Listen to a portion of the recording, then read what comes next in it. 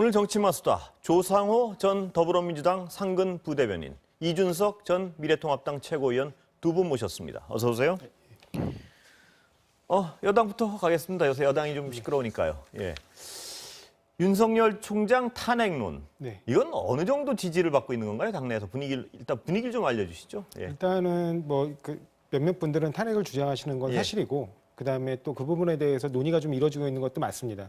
그렇지만 또 상당수의 의원께서는 여전히 신중론을 얘기하시고 있고요. 예.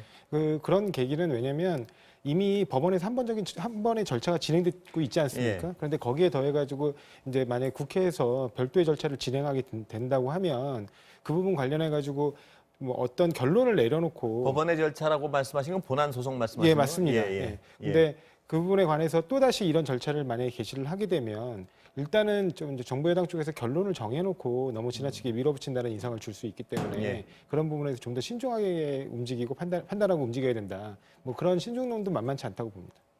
신중론이 다수다. 이렇게 해석해도 되는 건가요? 아직까지는 전체적으로 이 탄핵 쪽으로 뭐 결정되는 분위기다 그런 분위기는 전혀 아닌 것으로 알고 있습니다. 좀 논의가 계속 논의를 하고 있는 것으로 알고 있습니다. 그렇다고 해서 탄핵 쪽 논리가 그렇게 또 약한 것 같지도 않습니다. 지금 말씀하시는 걸 보면. 나름 서로 간에 이제 의견이 계속 조율되는 과정이라고 보고 있습니다. 예. 그 변호사시니까 하나 더 여쭤볼게요. 네. 현실론을 얘기하는 것도 있는 것 같은데 네네. 헌재에서 통과되겠느냐, 국회 네네. 통과돼도 이건 어떻게 보세요, 현실적으로? 저는 제 이거 뭐 개인적인 예. 견해라고 말씀드리면 이거는 과거 그 노무현 대통령 탄핵 사건을 빗대서 설명하시는 분들이 가끔 예. 있습니다. 근데 이 사건은 그 사건하고는 사실 본질적으로 다르거든요. 예. 그 사건에서 헌재가 우리 헌법이 위법한 법령 위반이 있으면 헌법에 위배되거나 법령 위반이 있으면 탄핵할 수 있다. 이렇게 예. 단순하게 규정되어 있지만 대통령의 경우에는 국민들이 직접 그것도 전체 모든 국민들이 직접 선택한 선출직 권력이잖아요. 예. 그런 부분에 있어서는 단순한 위법 가지고는 안 되고 중대 위법한 그러니까 도저히 이 대통령의 직무를 지금 단계에서 파면시키지 않으면 안 될 중대한 위법 사유가 발견되었을 때만 탄핵을 결정할 수 있다 예. 이렇게 판시한 바 있거든요. 근데 이 사건의 경우에는 그런 선출직 그것도 국민들에 의해서 선택받은 권력이 아니고 임명직 그 권력자이기 때문에 그런 부분에 대해서는 임명권자의 의사 존중이라는 또 다른 삼권 분립의 그 존중의 원칙이 있거든요. 네. 그런 점에서 본다면 오히려 이런 부분에서는 그 헌법재판소가 사법심사를 좀 더 자제해야 되는 영역이다 이렇게 예. 보기 때문에 특히 의회라는 국민 총의에 의해서 형성된 기관이 일정 부분 위법을 확인한 상태에서 네. 그 위법의 경중에 관한 판단은 의회의 판단을 존중하는 게 맞다 이렇게 보고 있습니다. 아, 예. 그러면 하여튼 현실적으로는 충분히 가능하다는 입장이지. 또 그렇지만- 뭐 아니란 분들도 있고. 예, 그렇습니다. 현실적으로. 예. 현실적으로 저는 충분히 이게 헌법재판소에서 받아들일 가능성이 있다라고 보지만 예. 이제 어찌되었든 국민들 입장에서 국민들의 여론은 아직까지는 그 부분이 그 절대 다수를 이렇게 차지하고 있거나 그런 걸로 보이지 않거든요. 아직도 예. 많은 국민들은 지금 오히려 이제 윤석열 총장에 대한 약간의 동정론도 있는 것 같아요. 근데 예. 정부 여당 입장에서는 당연히 국민들의 뜻을 함께 받들고 따라가야 되는 어떤 책임 정치의 주체이기도 하기 때문에 예. 그런 부분들을 고려한다면 좀 더 신중하게 국민들의 지지를 함께 모아가면서 그 결정을 내리면 모를까? 그게 아니라면 좀 더 신중하게 결정하는 게 맞다. 배제할 상황은 아니라 이 말씀이신 것 같습니다. 그러니까 그 대안을 탄핵이란. 그러니까 논의는 할 수 있지만 네. 국민적 지지를 얻지 못한다면 좀 더 자제되어야 한다 그렇게 생각을 하고 있습니다. 예. 자, 길었습니다만. 탄핵 움직임 어떻게 보세요? 안 갈 거라고 보세요? 아니면 지금 일단 판단은 어떠세요? 상대방의 움직임에 대해서. 저는 우리나라에서 광범위하게 허용된 자유 중에서 예. 민주당이 착각할 자유랑 예. 그리고 자기 스스로 자기 발등 찍을 자유를 예. 아주 제대로 누리고 있다 이런 생각을 예. 하거든요. 저는 병법에서 제일 금하는 게 축차 투입입니다. 예. 뭐냐면은 한 번 이미 사지가 된 곳에 계속 병력을 밀어넣어가지고 저 고지를 무조건 뺏어야 돼 하면서 병력 손실 내는 게 축차 투입이거든요. 지금 윤석열 총장이 그런 사람이 돼버린 것 같습니다. 무조건 끌어내려야 되는 사람이 된 것 같거든요. 그렇다고 해가지고 지금까지 모든 수단과 방법을 썼는데 안 되니까 더 되도 않는 방법으로 이제 시도한다고 하는 것은 축차 투입이고 착각이고 자기 발등 찍기입니다. 그렇기 예. 때문에 뭐 그 자유는 마음껏 누리십시오. 하지만 지금 상황에서 과연 그 정도의 여유가 민주당에게 있느냐? 과거의 지지율이 뭐 60% 이렇게 구가할 때는 그래 어느 정도 일정 부분 비판 여론이 생긴다 하더라도 어떤 다른 목적을 위해서 이걸 관철시키겠어라는 게 말이 되겠지만은 지금은 최근에 여론조사나 이런 것들을 봐도 그렇게 녹록지 않은 상황이거든요. 그렇기 때문에 저는 그런 선택을 한다는 것은 자유지만은 뭐 걱정스럽다. 가능성 측면에서 어떻게 보세요? 여당이 예를 들어서 지금은 아니지만 글로 굴러갈 가능성은 어떻게 보세요? 저라면 안 할 거거든요. 저희 예. 당이라도 안 할 거거든요. 예. 그런데 민주당이면 할 수도 있습니다. 아, 할 수도 있다. 그게 지난 1년 예. 동안 우리 국민들이 목도해온 그런 과정이 아닐까 싶습니다. 예, 알겠습니다. 뭐 그분 혹시 더 하실 말씀 없죠? 아니 원래 그 저희들 우리 그 민주당 같은 경우는 좀 자유롭게 논의하는 편이기 때문에 예. 결정 전까지는 예. 현재 시점에서 그 다양한 의견들이 나오고 있는 것이고요. 예. 그 부분에 관해서 아까도 제가 말씀드렸지만 정부 여당으로서 국민에 대한 책임 정치가 있거든요. 예. 그러니까 국민의 어떤 의사와 뜻과 함께 가지 않는 그런 결정은 하지 않을 것이고 예. 충분히 국민적 동의를 모아간다면 혹시 그런다면 모를까 아직까지는 그 동의가 모였다는 알겠습니다. 그 수준에까지는 오르지 않았다고 생각을 합니다. 자, 그럼 이 어떤 그 여당에서 말하는 검찰 개혁의 중요한 축 중에 하나 윤석열 총장 문제도 있었고 이제 공수처인데요. 공수처는 여당부터 하죠. 오늘 결론 나는 거죠? 이제 뭐 특단의 사정이 없는 한 네. 당연히 결론이 날 것이고요. 예. 일단은 여당으로서는 충분하게 기회도 주고 시간도 줬다고 생각합니다. 후보자는 좁혀졌다고 보세요? 이미 어때요? 예. 그 두 공수처장 분이요? 추천 회의 때 예. 한 2분 정도로 지금 의견이 모아지고 있거든요. 예. 이제 대한변협에서 추천한 김준욱 그 선임 헌법재판 연구관하고 그다음에 전현정 변호사님 두 분이 일각에서는 이제, 예. 야당 어차피 최종 선택은 대통령이 하는 거니까 네네. 청와대에서 하는 거니까 한 명은 야당 쪽 얘기를 들어주고서 추천한다. 뭐 이런 어떤 설도 있던데 그건 아닌가요? 아직까지 뭐 그런 부분에서 그런 건 아닌가요? 왜냐면 예. 그 야당 쪽에서는 아예 추천을 거부해 왔습니다. 계속해서. 예, 예. 그 심지어 본인들이 추천하는 후보도 동의하지 않은 상황이었거든요. 예. 근데 이번에라고 또 태도가 바뀔 것 같지는 않습니다. 왜냐하면 지금 직전에 들어가시면서 이현 변호사 같은 경우는 추천위원으로서 이 공수처 출범을 막아야 된다는 식으로 말씀을 여전히 하시고 계시기 때문에 그 부분에 대해서 야당이 본인들이 추천하는 후보조차도 동의하지 않을 거는 여전할 것 같습니다. 그렇기 때문에 예. 뭐 특별한 변동사항 오늘은 특별한 변동 상황 없으면 무조건 간다 이거죠?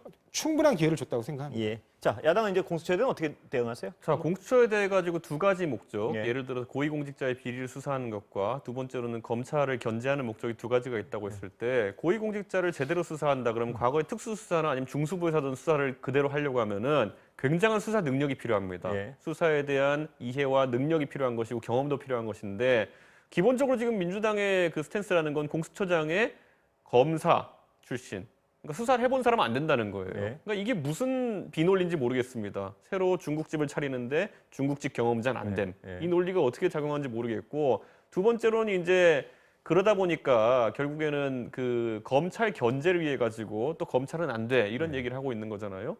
그런데 검찰 조직을 진짜 개혁하고 거기에 대해서 견제를 하려 그러면은 검찰 조직을 잘 아는 사람이 오히려 유리할 수가 있습니다. 그 통제력을 발휘하기에는 예를 들어 추미애 장관께서도 물론 사법고시 통과하시고 법률가로서 활동하시다가 물론 정치하는 기간이 있긴 했지만은 그렇다 하더라도 지금 검찰과의 어쨌든 일전에서 판판이 이제 사실 깨지고 있지 않습니까? 저는 이런 것들이 단순히 그냥 검찰에 대한 개혁을 진행한다는 측면에서도 공수처장으로 검찰이 조금이라도 묻으면 안 돼라는 그 논리를 가져가는 것 자체가 뭔가 좀 이상해 근데 보입니다. 이제 공수처장에 대한 검찰로 판단은 그동안 많이 어떤 논쟁이 있었으니까 그건 차치하고 일단 여당은 가겠다는 건데 야당은 방법 없죠 지금은? 어떻습니까? 방법은 당연히 없는 예, 것이고 예. 그런데 강행을 하려고 하면은 이 조직이 도대체 무슨 목적을 하고 있는 것이고 예. 어떻게 굴러갈 것인지 그 야당과 국민에게 확신을 심어주는 과정이 예. 필요하거든요.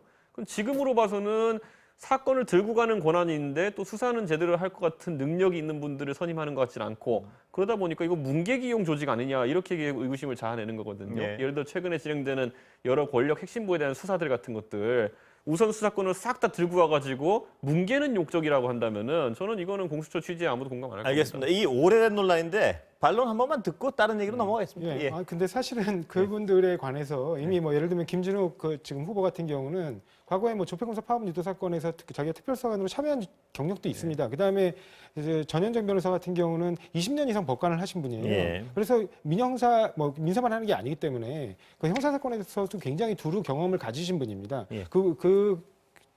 판사 시절엔 또 영장 통제 과정에서 충분히 이제 수사와 관련된 업무들도 해왔고요. 예. 그렇기 때문에 그분들에 관해서 전혀 수사를 모른다 이렇게 말씀하시는 건 좀 잘못된 견해이신 것 같고 네. 그분들도 나름대로 충분히 이제 조직을 운영해본 경험이 있기 때문에 그분들의 경험과 그다음에 새로 이렇게 참여하게 될 수사처 검사들이 또 나름대로 그 수사 능력이나 경험이 있는 분들을 모신다면 충분히 제대로 된 조직으로 운영될 수 있을 거라고 아니, 지금까지 생각합니다. 어느 정권이든지 간에요. 중수부든지 아니면 특수부 이런 곳들에는 검찰 중에서도 최고 엘리트 그쪽에 아주 특화된 사람들이 가는 그게 보직이었거든요. 근데 지금 이제 민주당의 논리는 뭐냐면은 이 거학과 맞서는 목적의 조직을 설립했는데 수사를 업으로 해온 사람들이 아니라 수사 그래도 맛 정도 봤던 사람들을 지금 계속 언급하시는 거잖아요. 20년 이상 그 경력을 가지신 분들을 수사를 맛을 봤다라고 표현하시는 건 굉장히 아니죠. 부적절하다고 법률가로서의 봅니다. 영역과 수사의 영역은 완전 다른 것이죠. 아니 수사의 영역은 결국에는 법률안으로 포섭되는 거거든요. 그 안에서 다 보게 됩니다 자료들을.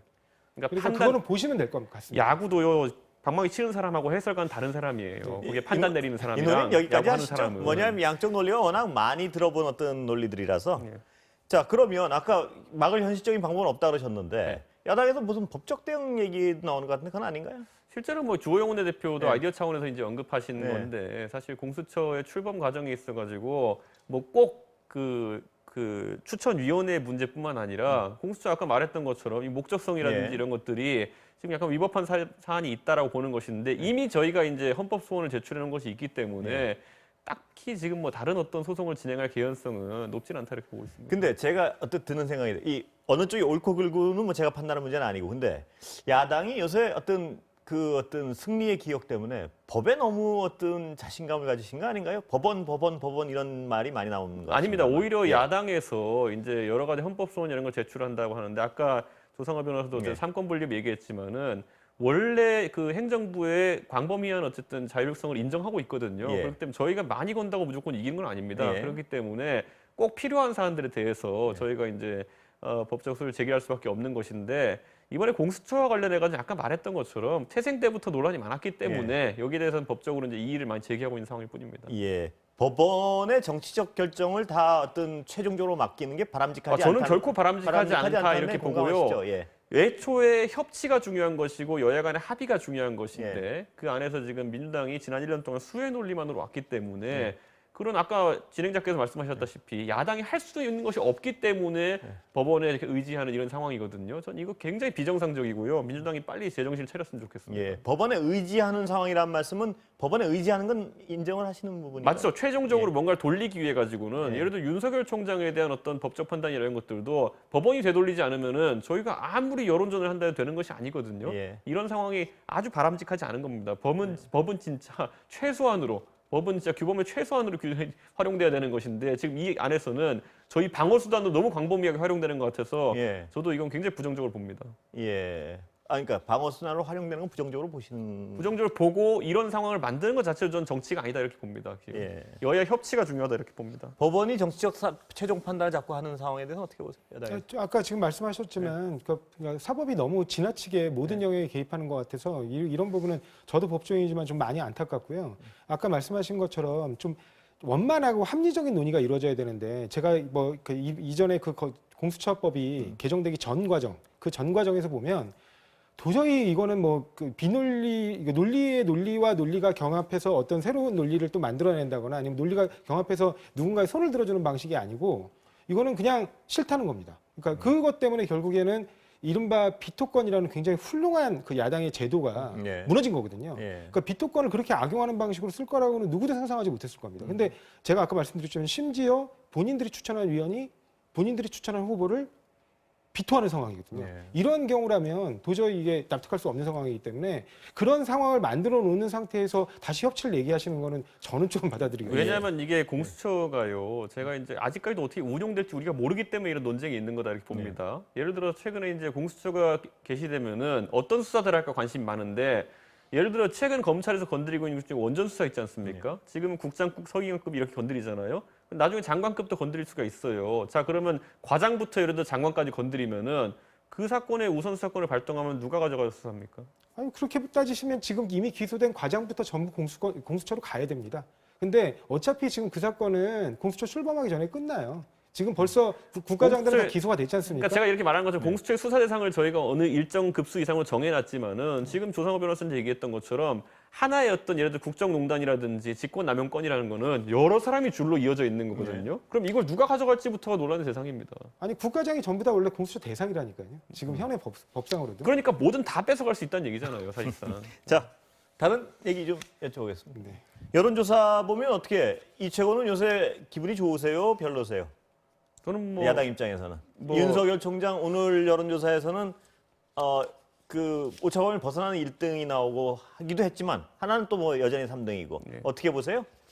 저는 뭐 프로야구 보면은 항상 그 내려갈 팀은 내려간다 이론이 있습니다. 예. 예, 그러니까 초반에 시즌에 반짝하던 팀도 일정 시간이 지나면은 시즌 마지막에 가면은 꼴등하고 있는 팀도 있고요. 뭐 포스트 시즌 못 나간 팀도 있고 이러는 것처럼 저는 민주당이 최근에 지금까지 탄핵에 의한 반사로 인해 가지고 과도하게 높은 지지율을 누려왔다. 그게 민주당에게도 독이 되고 지금 국민들도 어려워하는 그런 고생하고 있는 이유 중에 하나다 이렇게 보는데 저는 윤석열 총장의 부상이라는 것도 저는 일시적인 현상의 가능성이 좀 높다 이렇게 좀 봅니다. 왜냐하면 윤석열 총장이 아직까지 자신의 비전으로 이게 사실 사람이 어떤 사람이 본인들을 공격한다 그래가지고 방어하는 과정 중에서 득하는 지지율과 본인이 국민들에게 정치적 비전을 얘기하지 얻는 지지율은 질적으로 다르고 그리고 그 수치도 좀 다르게 나오거든요. 저는 사실 윤석열 총장이 지금 민주당이 때려주니까 그 방어하는 과정 중에서 주목받는 것이지 대선 레이스라는 어떤 긴 레이스 속에서 경제, 안보, 교육관을 얘기하면서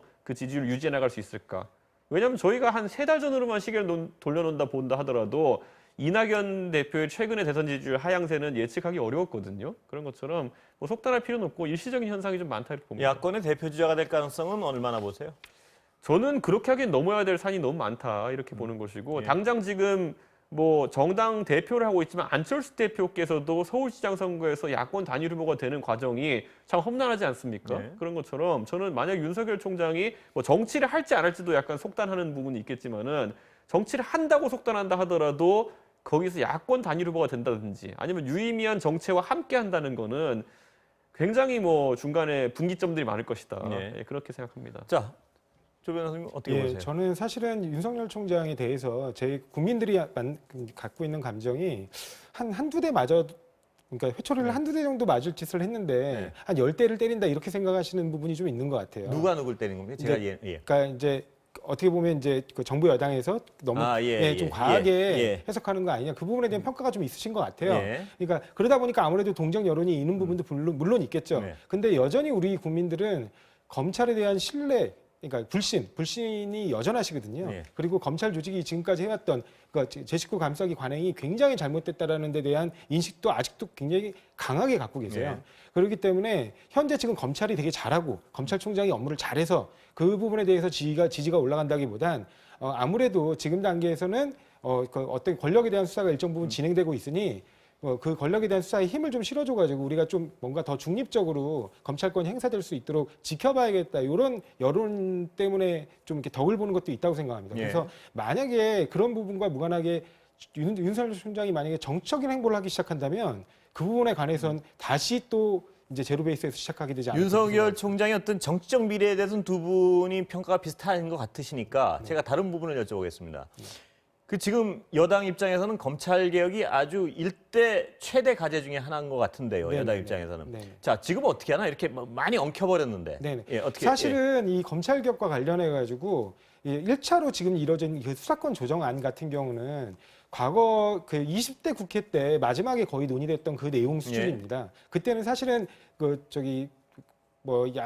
여당이긴 했지만 그 굉장히 이렇게 힘이 지금처럼 다수 의석을 가진 힘 있는 여당은 아니었기 때문에 여러 가지 절충안 속에서 일정 부분 수사권을 보존하는 형태로 존치하는 형태로 그 지금 검찰 개혁안이 이뤄진 것인데 원래 궁극적인 목적도 그랬고 그 다음에 한 20년 이상 제가 사법시험을 공부하기 전 시대 때부터도 그 검찰의 수사권 조정안에 대해서는 계속 논의가 있었거든요. 그 논의의 핵심은 검찰의 직접 수사권 폐지였습니다.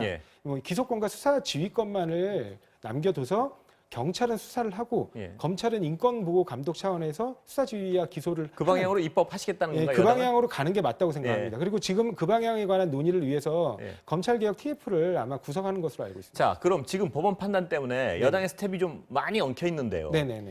어떤 계획이신가요? 지금 이 상황을 이기기 위한 어떤 여당의 계획은? 그러니까 이 상황을 현재 국면을 이겨야 된다라고 생각하는 건 잘못된 것 같고요. 이 상황은 법적 절차를 진행 중이니까 그에 차분히 막혀서 법적 절차를 진행하면 된다고 생각을 하고 다만 애초부터 추진해왔던 검찰개혁에 또 다른 한 면의 동력을 봤다고 생각하거든요. 왜냐하면 국민들이 지금 이 검찰의 제19 감사의 관행이 이번 검사 룸사롱 접대 사건 관련해서도 보면서 그 도를 넘고 있다고 생각하기 예. 때문에 이런 과정에서 정말 경찰과 검찰이 수사권과 기소권을 가지고 상호 서로 견제하면서 통제하는 구조로 가는 게 맞겠다라는 부분에 대해서 공감하고 있다고 생각을 그럼 합니다. 아까 말씀하신 기소권과 수사권 분리를 단기간에 입법화 하시겠다는 건가요? 당연히 입법을 해야 된다고 예. 생각하는데 물론 이제 그 준비 기간들이 있지 않습니까? 예. 그것들을 차분하게 준비해서 행정적으로 진행을 하려면 나름 이제 시행 기간에서는 뭐 유보 기간을 좀 둔다고 하더라도 일단은 입법 절차는 신속하게 진행하는 게 맞다고 봅니다. 예. 저는 자, 그런데 예. 이제 결국에는 우리가 어떤 조직에 대해 가지고 지금 민주당이 타박을 한 거잖아요. 예. 검찰은 이럴 수밖에 없어. 검찰은 무조건 나쁠 수밖에 없어라는 논리를 바탕으로 검찰 개혁론을 이제 내세운 거고 예. 권력을 좀 제한하자라는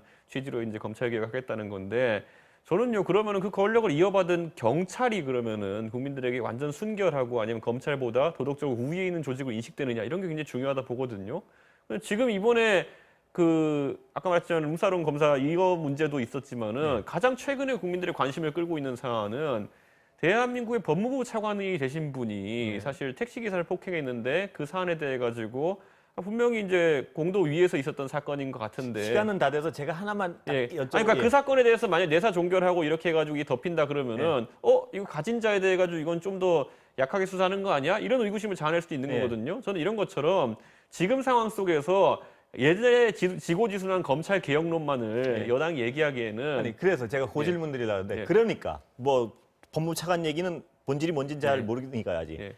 그러니까 상호 견제하게 하자. 이게 그냥 핵심 아닌가요? 상호 서로 수사하게 하고 서로 견제하게 하자. 근데 지금 아까 조상호 변호사가 말한 검찰 개혁안이라는 거는 결국 수사 자체를 전부 다 지금 일부 수사 같은 경우에는 검찰이 할 수 있게 되어 있는데 검찰이 기소권을 통해서 통제한다 이 얘기 아닌가요? 뭐 결국? 그거 가능할 수도 있겠지만 아직 경험해보지 않은 거잖아요. 예. 그리고 수사 단계에서 이렇게 내사 종결해보고 이렇게 한 상황 속에서 정보가 위로 올라가지도 않는 상황이 나올 수도 있어요. 아니 내사 종결된 거 지금도 그 알고 형사사고 정보 있습니다. 시스템에 부각이 알고 돼 있습니다. 있습니다. 그런데 지금 이번에 출동한 경찰관 같은 경우에도 그 위치나 이런 것들에 대해 가지고 오히려 경찰관이 거기서 현장 확인하고 어떻게 올릴지는 정하는 것이기 때문에 저는 그런 측면에서 좀 더 신뢰받을 수 있는 사법 시스템을 구축해야 되는 것인데 이번에 그 두 가지 사건 저는 참 대조되는 사건이지만은 둘 다 수사기관의 신뢰를 가져온 점 실패했다 이렇게 봅니다. 검사들은 오히려 그 직접 수사를 하지 않게 됨으로써 남는 행정 여력을 그런 적법 통제에 더 기울일 가능성이 높죠. 자 여기까지 듣겠습니다. 오늘 다음에 또 여쭤보겠습니다. 네. 예, 감사합니다.